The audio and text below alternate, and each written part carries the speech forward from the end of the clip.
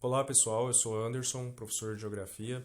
Vamos dar continuidade aí ao estudo dos mapas nessa aula. Vamos estudar o espaço geográfico e a cartografia, conteúdo do sexto ano do ensino fundamental. Vamos revisar um pouquinho de onde a gente parou na última aula. Nós falamos sobre os mapas temáticos, né? Como por exemplo, os mapas físicos. Vocês vão ver aqui no canto esquerdo da tela exemplificações desses mapas. Um mapa demográfico que indica aí a quantidade de habitantes por quilômetro quadrado no território brasileiro.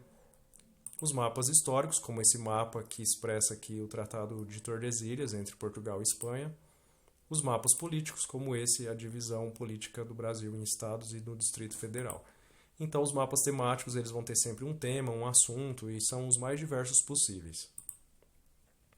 Vamos falar de cartografia. Para a gente falar de cartografia, a gente precisa dar uma pequena definição do que é cartografia. Cartografia é a ciência, né, da representação da superfície terrestre.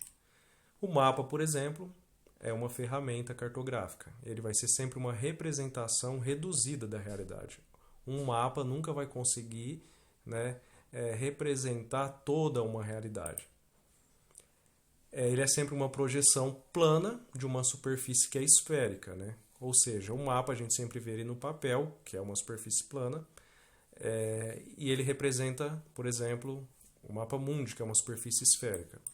Os mapas eles são formas de comunicação, então eles têm uma linguagem, e a cartografia ela define regras aí internacionais, que são as denominadas convenções cartográficas. Elas permitem uma compreensão universal dos mapas.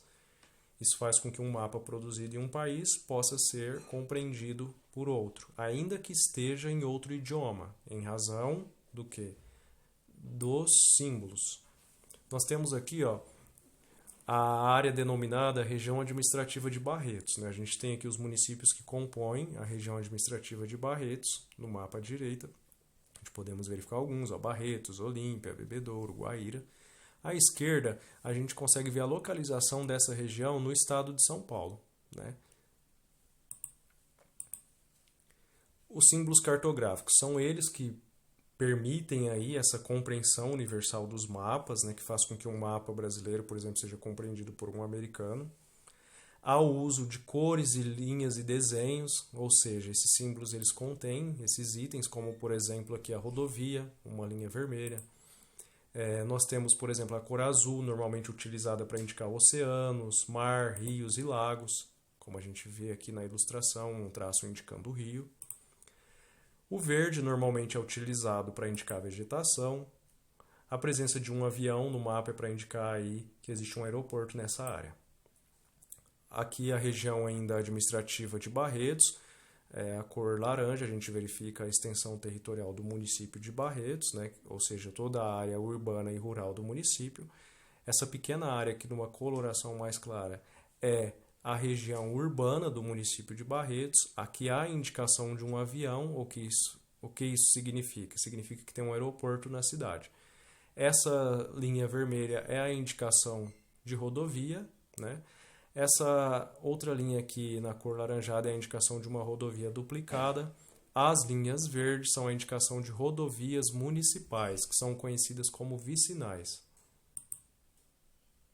Aqui a gente vê o mapa da zona urbana de Barretos, de parte da zona urbana de Barretos. A indicação verde aqui é uma área de vegetação. Essa área em azul é a região dos lagos. E aqui a gente vê a presença da rodovia Brigadeiro Faria Lima. Aqui nós temos os elementos dos mapas. Podemos ver aqui o título do mapa. O título ele vai expressar sempre o tema e uma área. Qual que é o tema desse mapa? A densidade demográfica. Qual que é a área? O Brasil. A orientação, aqui no canto inferior direito, vai indicar os pontos cardeais, né? A nossa localização no mapa.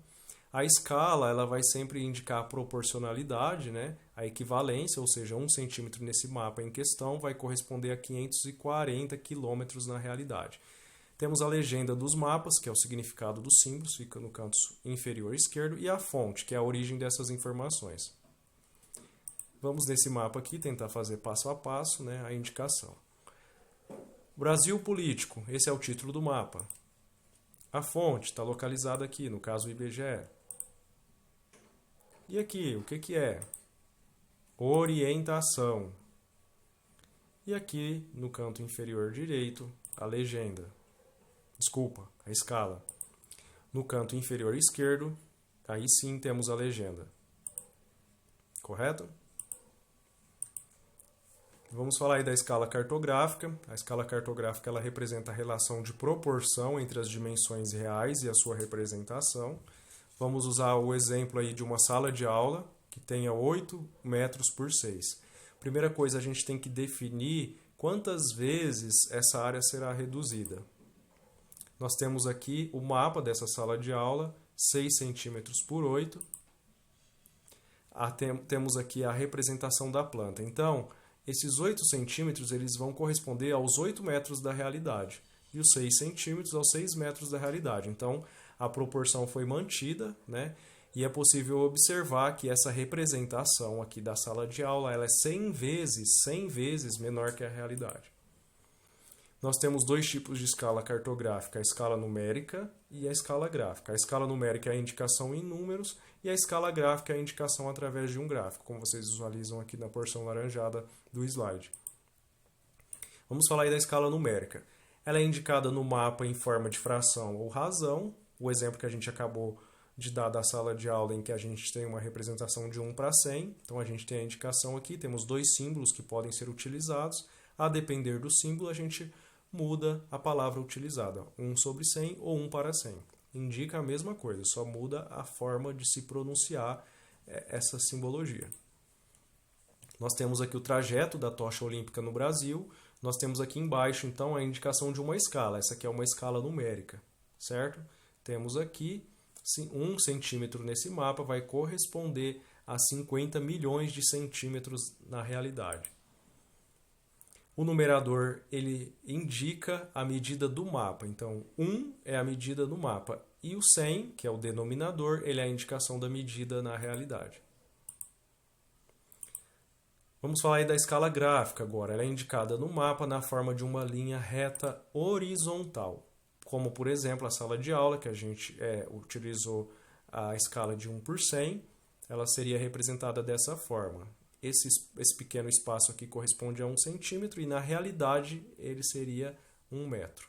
Nós temos aqui o mapa do Mato Grosso do Sul, indicando as principais cidades... Desculpa, o mapa do Mato Grosso, indicando as principais cidades desse estado. Nós temos na legenda aqui essas cidades e... Aqui embaixo, na escala, a gente pode observar que 1 centímetro nesse mapa vai corresponder a 200 quilômetros na realidade. Nós temos as escalas que são denominadas pequena escala e grande escala. Vamos falar então aí da pequena escala. A pequena escala ela tem poucos detalhes, ou seja, a realidade foi muito reduzida e ela representa grandes áreas. Ou seja, quanto menor é a escala, ou seja, uma escala pequena, maior é a área representada. A gente consegue uma área maior nessa escala. Só que a gente, em contrapartida, tem menos detalhamento. Vamos exemplificar isso? O mapa mundi ele é uma pequena escala. A gente tem uma área muito grande aqui representada, né? Todos os continentes, mas a gente não tem um detalhamento de informações. Por exemplo, a gente não consegue ver os estados do Brasil, a gente não consegue ver os municípios, né? Então, a gente não tem aí uma riqueza de detalhes nas pequenas escalas. Agora, nós temos aqui as grandes escalas, vamos falar sobre elas. Nas grandes escalas, a gente consegue ter uma maior riqueza de detalhes. A realidade ela foi pouco reduzida nessa projeção, né? E ela representa pequenas áreas, como as cidades ou os bairros. Então, as grandes escalas... Quanto maior forem as escalas, menor será a área representada. Só que maior será o detalhamento, a gente vai conseguir ter mais informações. Vamos verificar aqui, por exemplo, Zequinha Amêndola é um bairro de Barretos, conhecido como Barretos 2. A gente consegue ver o nome das ruas desse bairro, a gente consegue ver o nome de empresas que estão em bairros vizinhos, a gente consegue ver até mesmo o nome de bairros vizinhos. Olha, Dom Bosco, Jardim Etempe. Conseguimos ver aqui um supermercado, então a gente tem aqui um detalhamento maior de informações. Nesse mapa em específico, olhem aqui embaixo a legenda. 1 centímetro nesse mapa corresponde a 200 metros. É uma grande escala. Vamos falar aí agora do que são plantas, do que são cartas e o que são mapas. Então, dependendo do tamanho da escala que a gente utiliza na nossa projeção, a gente vai estar construindo, às vezes, um mapa, uma carta, né, ou mesmo uma planta. Vamos lá, um por vez. Vamos falar das plantas. As plantas, elas são áreas pequenas, né? Normalmente, o que está expresso nessas imagens? Cômodos de uma moradia, que é a planta de uma casa, né, ou bairro. Ela utiliza o quê? De grandes escalas, que são as escalas que têm maior riqueza de informações. A gente tem aqui a planta de uma casa, olha, o quarto, a sala e assim por diante. A gente consegue verificar aqui os cômodos dessa casa. Outro exemplo aí, a área central aqui do município de Barretos. É uma planta aqui do município de Barretos. A gente consegue ver aqui um hospital, né? A gente consegue ver o nome dos bairros vizinhos, o nome de algumas ruas, né? Então a gente tem aqui um exemplo de planta. Aqui está a escala, né? 1 centímetro vai corresponder a 50 mil centímetros da realidade. Vamos falar das cartas agora. As cartas, elas utilizam uma área um pouco maior que a das plantas, mas ainda são áreas urbanas, às vezes plantações ou construções. As escalas que as cartas utilizam são as escalas médias ou as escalas grandes. As escalas médias são as escalas que estão aí entre as escalas pequenas e com as escalas grandes. Aqui nós temos um exemplo, vocês podem verificar aí na página de vocês da apostila também 269, uma carta de Brasília, né, de 1984. A gente vê algumas informações. Olha só aqui a esplanada dos ministérios, o Palácio do Alvorada, a Lagoa. Então a gente tem algumas informações. Não tem uma riqueza de informações como na planta, mas tem aí uma boa quantidade de informações. Outro exemplo daqui das cartas. A gente vê aqui quase a totalidade da área urbana do município de Barretos, né? Numa escala em que 1 centímetro nesse mapa vai corresponder a 100 mil centímetros da realidade. A gente visualiza aqui, por exemplo, a presença de 2 rodovias, a gente verifica aqui o nome do shopping da cidade, né? Áreas verdes, então aqui a gente tem até uma quantidade aí considerável de detalhamento. Vamos falar dos mapas. Os mapas, eles utilizam áreas maiores, né? Ou seja, países, continentes, superfícies. Então, ele utiliza do quê? Das pequenas escalas. Então, tem menor nível de detalhamento nos mapas.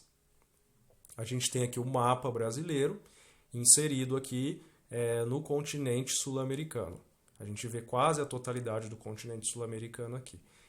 Então, a gente tem aqui a escala, 1 centímetro vai corresponder a 1000 quilômetros. A gente não tem muito aprofundamento aqui, mas a gente tem uma área maior. A exemplo aí da importância da utilização dos mapas, vamos visualizar alguns mapas aí da pandemia do Covid-19.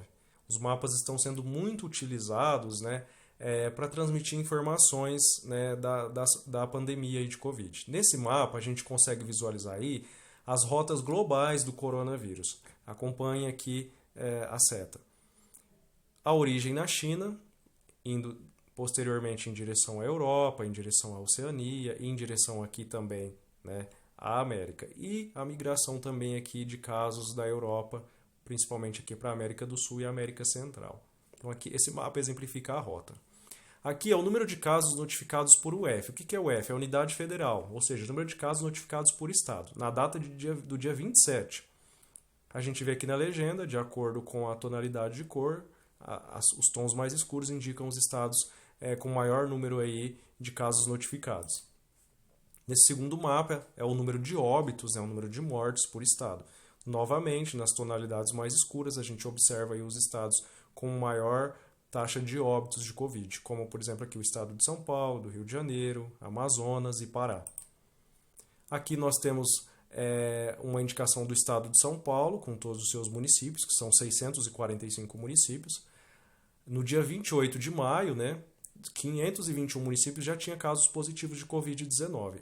Nas tonalidades mais escuras, nós temos aqui, por exemplo, acima de 150 casos notificados, como é o caso do município de Barretos, que a gente verifica nessa região aqui do mapa.